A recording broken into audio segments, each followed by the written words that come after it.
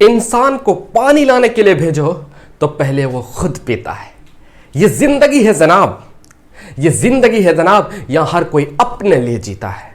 जोहार, आदाब, नमस्कार, मैं जुबैर अहमद। आज की जो मैं कहानी आपको सुनाने जा रहा हूं, ये कहानी सुनने के बाद आप सतर्क कैसे रहते हैं ये जरूर सीख जाएंगे। एक बार एक जंगल में शेर के पैर में कांटा चुभता है।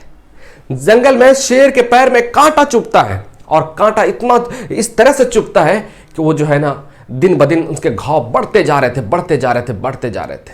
विकलांग हो जाता है, बड़ी मुश्किल से चल पाता है, घिसट के चल पाता है।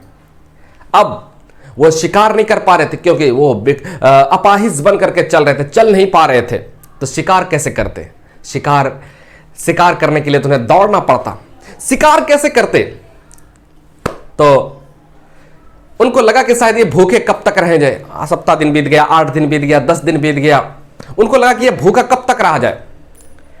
तो उनको लगा कि शायद मरे हुए प्राणी को, मरे हुए जीव को ही खाया जाए।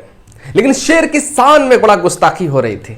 शेर सोच रहे थे, शेर की यह शान नहीं है कि मरे हुए जानवरों को खाया जाए। ये शेर की शान नहीं है। शेर की शान यह है कि वो जिंदा जानवरों को मार करके वो खाता है, हत्या करके उनके खाता है, उनको मार करके खाता है। ये शेर की शान है। तो भूखे कब तक सहता है, भूख कब तक बर्दाश्त करता। निकल पड़ा कि चाहे शायद कहीं मरे हुए जीव ही मिल जाए तो मैं शायद पेट का भोजन हो जाएगा, भोजन का इंतजाम हो जाएगा। लेकिन मुकद्दर उन्हें वहां भी उन्हें साथ नहीं दिया। निकलता है, बहुत दर की ठोकरें खाता, दर भटकता, लेकिन कहीं उनको कामयाबी नहीं मिली। कहीं ना ही उनको भोजन मिला, कहीं उनको भोजन नहीं मिले, कामयाबी नहीं मिली। निराश हो गया। एक गुफा मिलता है, उस गुफा में घुस जाते हैं और वो गुफा था सियार का। गुफा में कोई नहीं था।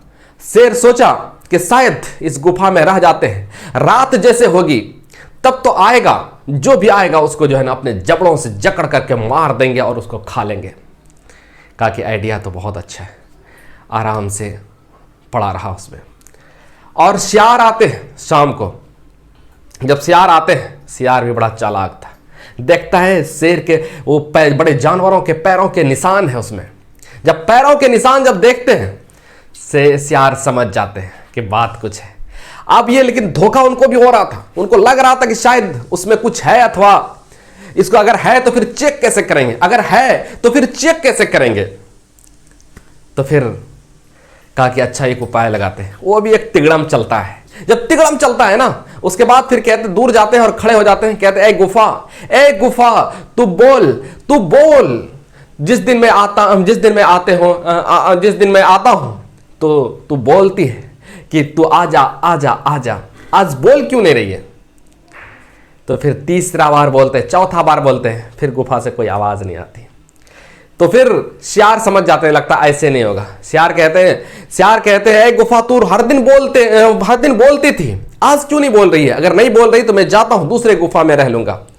अब शेर सोचता है ये तो शिकार मेरे हाथ से चला जाएगा, मेरे हाथ से ये फिसल जाएगा। शेर आवाज बदल करके बोलते हैं आ जाओ मेरे राजा, आ जाओ। सियार जो है ना समझ जाते हैं, यही तो मैं चेक कर रहा था। समझ जाते हैं और वहां से रफू चक्कर हो जाते हैं।